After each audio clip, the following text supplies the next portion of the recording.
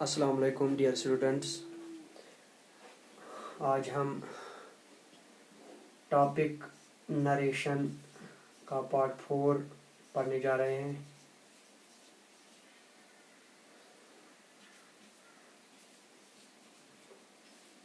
चौथा पार्ट,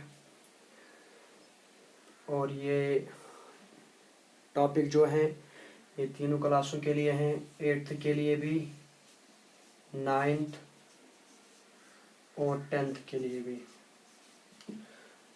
तो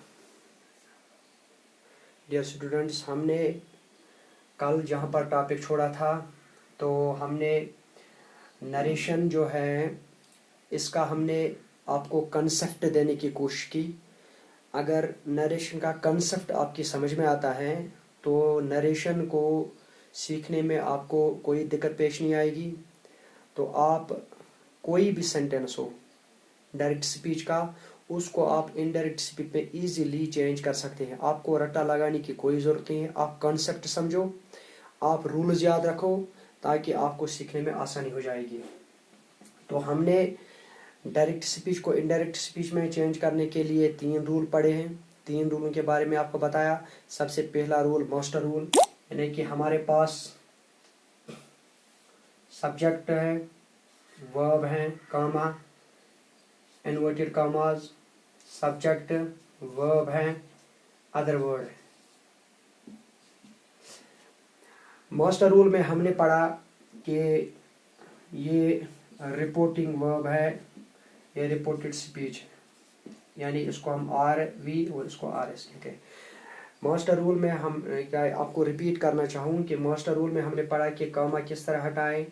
तो कामा को हटाने के लिए जो रिपोर्टेड स्पीच है उसके नेचर को देखना पड़ेगा कि अगर रिपोर्टेड स्पीच जो है अगर वो असर्टिव सेंटेंस हैं, ऑब्जेक्टिव सेंटेंस हैं, एक्सक्लेमेटरी सेंटेंस हैं, तो कामाज हटाकर हम यहाँ पर हमने कंजक्शन दैट लगाना है। अगर इंट्रागेटिव सेंटेंस हैं तो इंट्रागेटिव 2 किस्म का हो सकता है। एक वो सेंटेंस जो ऑक्सिलरीज वर्ब से शुरू हुआ होगा, एज MR वगैरह से, तो उसके लिए हम इफ या वेदर लगाएंगे यहाँ पर। अगर sentence interrogative sentence WH family से शुरू हुआ, यानी व्हाट, वायर, हु, हुम, तो हम यहाँ पर WH सेम WH ही लगाए। तो ये था मास्टर रूल। अगर हमारे पास इम्परेटिव सेंटेंस हो तो यहाँ पर हम टू लगाए। ये हमने मास्टर रूल में सीखा। सबसे पहला काम इन्वर्टेड कॉमा। उसके बाद हमने जनरल रूल में सीखा कि सब्जेक्ट को हम किस तरह चेंज करें, यानी कि रिपोर्टेड स्पीच का जो सब्जेक्ट है वो किसके मुताबिक चेंज होगा, ये भी हमने कल सीखा। तो आज हम जो टॉपिक हम पढ़ने जा रहे हैं वो है, अब हमारे पास जो काम रह गया है वो है वर्ब, यानी कि चेंज ऑफ टेंस। कि चेंज ऑफ टेंस किस तरह हम करें, चेंज ऑफ टेंस। तो प्यारे बच्चों, बिल्कुल आप घबराने की कोई ज़रूरत नहीं है। तो जो हमारे पास यहाँ वर्ब होता है यही टेंस होता है। तो हमें पता है कि वर्ब जो है, टेंस जो है, टेंस की 3 फॉर्म है, present tense, past tense, future tense. ये 3 टेंस हमारे पास होते हैं। तो चेंज ऑफ टेंस में सबसे पहले पहली बात जो मैं आपको बताने जा रहा हूँ वो है कि अगर रिपोर्टेड वर्ब का टेंस प्रेजेंट हो या फ्यूचर हो, यानी कि if reported verb is present tense or future tense, then no change in reported speech RS। अगर रिपोर्टिंग वर्ब का टेंस जो है प्रेजेंट टेंस है या फ्यूचर टेंस है, यानी कि हमारे पास प्रेजेंट टेंस है या फ्यूचर टेंस है, मैं भी मिसालें के जरिए आपको समझाऊंगा। प्रेजेंट टेंस है या फ्यूचर टेंस है, तो यहाँ पर जो हमारे पास रिपोर्टेड स्पीच है इसमें कोई बदलाव नहीं आएगा। सेम जो वहां पर होगा सेम वही टेंस में लिखना है। हाँ, सब्जेक्ट हो, सब्जेक्ट चेंज हो सकता है, लेकिन जो टेंस इसमें होगा वो बिल्कुल डिटो हमें ऐसे ही लिखना है। मिसाल में आपको बताऊंगा, he says comma inverted comma I was in the army. He says I was in the army. आप यहाँ पर समझने की कोशिश करो। He says I was in the army. तो यहाँ पर हम देखें कि सेंटेंस जो हमारे पास रिपोर्टेड वर्ब का है ये क्या है, ये प्रेजेंट टेंस है। तो सीधा हम क्या लिखें, he says comma inverted comma उसको हटाकर यहाँ पर क्या लगाने हैं, जब सेंटेंस असर्टिव हो या ऑप्टेटिव हो, एक्सक्लेमेट, तो दैट लगाएंगे, सीधी सी बात है। तो दैट लगाया हमने। अब हमारे पास ये वाला सेंटेंस है रिपोर्टिंग स्पीच का। तो अब हमें, क्योंकि ये प्रेजेंट टेंस है, इसमें कोई बदलाव नहीं होगा, no change in this sentence. हाँ, अब हम देखेंगे सब्जेक्ट क्या है। सब्जेक्ट आई है, तो सब्जेक्ट हमने पढ़ा है रूल नंबर 2 में, जनरल रूल में, कि सब्जेक्ट के मुताबिक चेंज होगा। तो यहाँ पर सब्जेक्ट आई है, आई चेंज होगा ही में, दैट ही। अब यहाँ पर है पास्ट टेंस, बिल्कुल इसमें कोई बदलाव नहीं, he was in the army.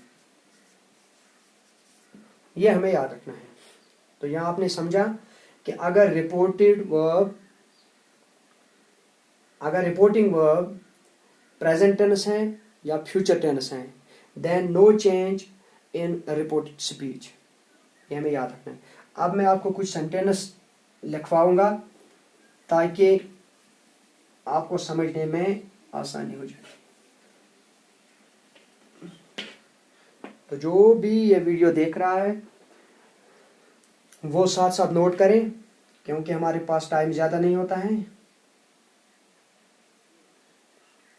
तो अब मैं कुछ सेंटेंस आपको बताऊंगा, लिखवाऊंगा यहाँ पे। जावेद, फर्ज करें हमारे पास है जावेद सेज तो कोई भी नाम, Asif, Javed says to Asif, I shall help you, comma inverted commas, I shall help you if you help me, if you help me। देखिए आप यहाँ पर इन्वर्टेड कॉमास क्लोज, यहाँ पर full stop, if you help me। Javed says to Asif, sentence को हम देखें, present tense है, पहले हम इसी को ठीक करें। तो एक बात मैंने आपको समझाई थी जब हम जनरल रूल पढ़ रहे थे कि अगर सेज के बाद टू के पास ऑब्जेक्ट होगा, सेज अगर यहाँ पर सब्जेक्ट के बाद टू प्लस ऑब्जेक्ट होगा, तो हमें यहाँ टू हटाकर क्या लगाना है वो मैंने आपको बताया है। तो यहाँ पर जावेद सेज की जगह जब यहाँ पर टू प्लस ऑब्जेक्ट होगा तो सेज के बाद टेल्स आएगा, टू हट जाएगा, डायरेक्ट ऑब्जेक्ट आएगा, says tells Asif. Javed tells Asif, inverted commas हटेंगे तो यहाँ पर दैट लगेगा। Javed tells Asif that, subject के मुताबिक चेंज होगा। तो यहाँ पर सब्जेक्ट है आई, यहाँ पर है जावेद। तो जावेद जो है इसकी जगह हम क्या लगाएं, ही, दैट ही। तो आई के साथ हम शैल लगाते हैं, तो ही के साथ हम विल लगाते हैं, दैट ही विल। तो आप यहाँ पर आपके जहन में कोई कंफ्यूजन मत रहा होगा कि मैंने यहाँ टेंस चेंज किया, मैंने यहाँ पर टेंस नहीं चेंज किया। शैल और विल हम हमेशा फ्यूचर के लिए लगाते हैं, तो मैंने यहाँ पर कोई टेंस चेंज नहीं किया। तो that he will help, that he will help, I shall help, I subject change हो गया, सब्जेक्ट के मुताबिक ही के साथ विल लगेगा, हेल्प, ही विल हेल्प। यहाँ पर यू था,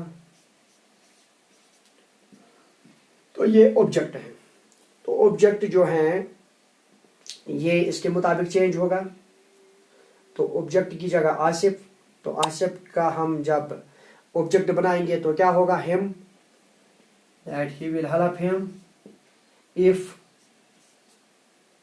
यहां पर हमारे पास है यू, फिर सब्जेक्ट है जावेद। इफ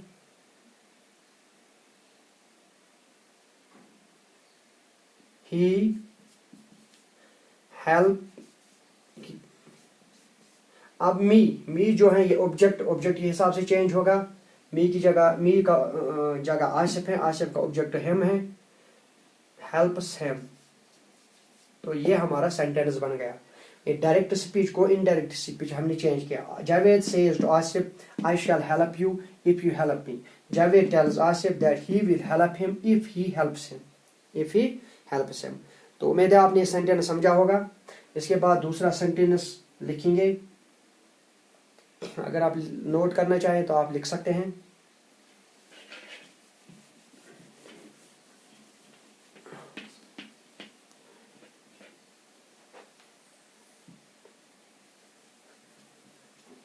इसके बाद दूसरा सेंटेंस मैं आपको लिखवाऊंगा। Shabnam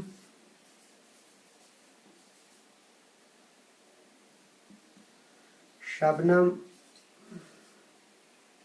says Shabnam says to Mehnaza, Shabnam says to Mehnaza,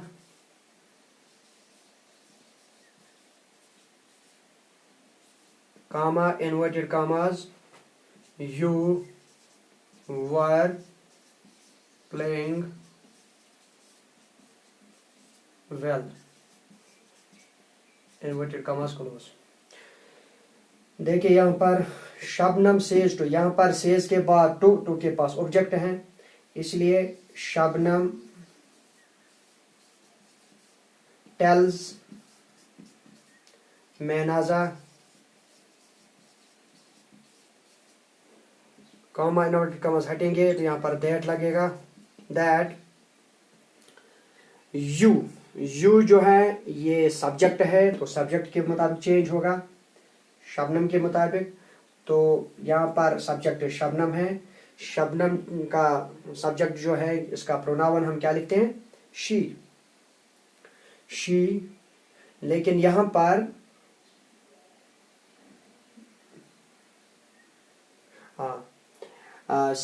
Shabnam says to Mehnaza you were playing well, that you were playing well. तो यहाँ पर इसका सब्जेक्ट जो है वो है मेहनाज, इसकी जगह शी आएगा। तो यू के साथ हम वर लगाते हैं, लेकिन जब सिंगुलर होगा तो उसके साथ हम वाज लगाते हैं। शी वाज प्लेइंग वेल, यहाँ कोई चेंज नहीं होगा टेंस में। ये आपका डायरेक्ट से इनडायरेक्ट स्पीच बन गया, कोई मुश्किल नहीं है। तो उम्मीद है आपने लिखा होगा। Shabnam says to Mehnaza you were playing well.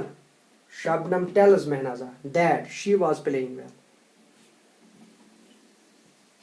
ये मैं अभी आपको प्रेजेंट और फ्यूचर टेंस के जो सेंटेंस हैं वो समझाने की कोशिश कर रहा हूं कि अगर रिपोर्टिंग वर्ब में सेंटेंस प्रेजेंट या फ्यूचर होगा तो रिपोर्टेड स्पीच में कोई बदलाव नहीं आएगा। इसके बाद एक और sentence, Javed says, Javed says, comma inverted commas, I have been scoring, that I have been scoring for 10 years. Inverted commas close. तो सीधी जावेद सेज सीधा आएगा। अब आप अगर आपके दिमाग में कंफ्यूजन कोई रहा है यहाँ पर टेलस क्यों नहीं आया, यहाँ पर न टो है न ऑब्जेक्ट है, इसलिए जावेद से सीधा आएगा। इनवर्टेड कॉमास हटेंगे, यहाँ पर लगेगा दैट। अब यहाँ पर समझेंगे, I have been scoring for 10 years। तो सब्जेक्ट के मुताबिक चेंज होगा। सब्जेक्ट आई, यहाँ पर सब्जेक्ट जावेद, इसलिए जावेद का सब्जेक्ट जो बनेगा वो ही बनेगा, दैट ही। तो ही, आई के साथ हम हैव लगाते हैं, ही के साथ हम हैज लगाते हैं। ही हैज, बाकी same, he has been scoring for 10 years। Sorry, we'll start. Javed says, I have been scoring for 10 years। Javed says, comma inverted commas हटे, इनकी जगह कंजक्शन दैट लगा। आई सब्जेक्ट है, सब्जेक्ट के हिसाब से चेंज होगा। जावेद का सब्जेक्ट बनेगा ही, आई के साथ हैव लगता है, ही के साथ हैज, ही हैज, बाकी सेम, क्योंकि हमने पढ़ा कि अगर सेंटेंस प्रेजेंट टेंस हो, फ्यूचर टेंस हो, तो इसमें कोई बदलाव नहीं आएगा। एक और सेंटेंस में आपको दिखाऊंगा।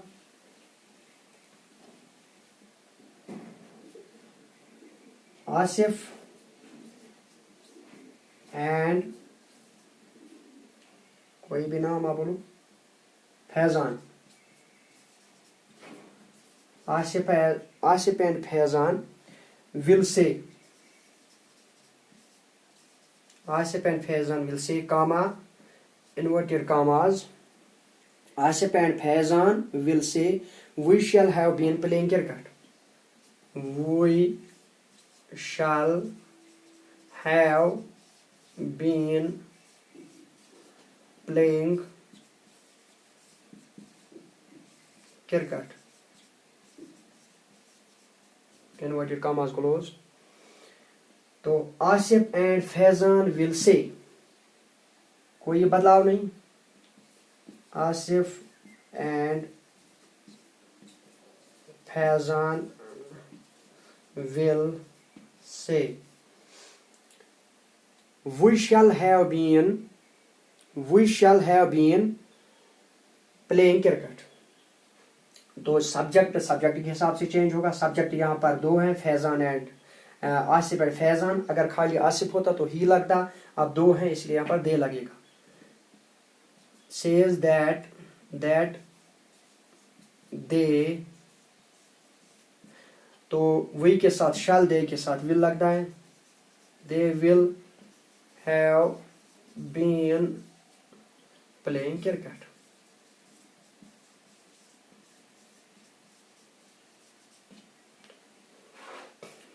समझ में आया होगा आपको।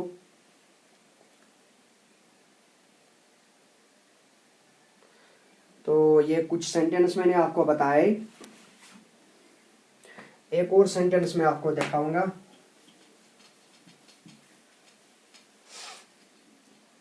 Sajjad says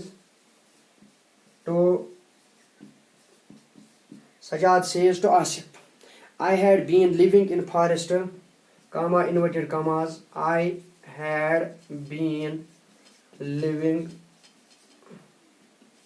in forest for 10 years। Inverted commas close। Sajjad says to Asif, अब यहाँ पर टू भी हैं, यहाँ पर ऑब्जेक्ट भी हैं, इसलिए Sajjad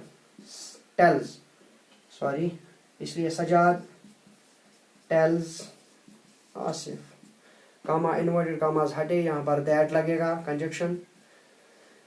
Sajjad tells Asif that, I यहाँ पर सब्जेक्ट है तो सब्जेक्ट के मुताबिक चेंज होगा। सजाद हैं इसलिए ही हैड बीन लिविंग, बाकी सेम, टेंस में कोई चेंज नहीं होगा। He had been living in forest for 10 years। तो बच्चों, आज हमने जो सेटअप उठाया है वो है कि हम डायरेक्ट स्पीच से इनडायरेक्ट स्पीच जब कोई सेंटेंस चेंज करें तो उसमें दूसरा स्टेप जो है, वो तीसरा स्टेप जो है वो है कि टेंस कैसे चेंज होता है। तो टेंस के बारे में आज हमने चेंज ऑफ टेंस में हमने पहला रूल आज पढ़ा कि अगर रिपोर्टिंग वर्ब का टेंस जो है वो प्रेजेंट टेंस है या फ्यूचर टेंस है, वो प्रेजेंट टेंस है या फ्यूचर टेंस है, तो रिपोर्टेड स्पीच जो है उसमें कोई बदलाव नहीं आएगा। कुछ सेंटेंस भी मैंने आपको दिखाए, उम्मीद है कि आपको समझ में आए होंगे इंशाल्लाह। बाकी थोड़ा थोड़ा हम पढ़ेंगे ताकि आपको समझ भी आए, बाकी इंशाल्लाह कल हम देखेंगे। खुदा हाफिज़।